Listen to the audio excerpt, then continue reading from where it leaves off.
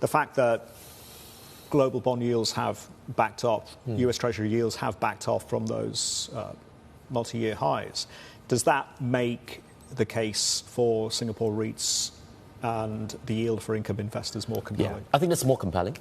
Because if you have the treasury bills, the Singapore government T-bills, right, trading at about 4%, how do you expect investors to buy the REITs, which are yielding about 6.5%, 7%, right? Because the gap is just too narrow. You need the gap to be a lot wider. So if the T-bill yields can come off to nearer the 3% handle, then obviously you're going to see a lot more rotation out of the T-bills, out of the deposits into the REITs itself. So I think that's a story that's worth investigating for 2024, and I think that's very, very compelling, because you've seen where the 10-year yields have been, right? Our forecast is for the 10-year yields to come down to about 3.5% by the end of next year. Market consensus is looking at 4%, but even anywhere closer to 4%, below 4%, I think that will be quite a good catalyst for the REITs to actually move from here.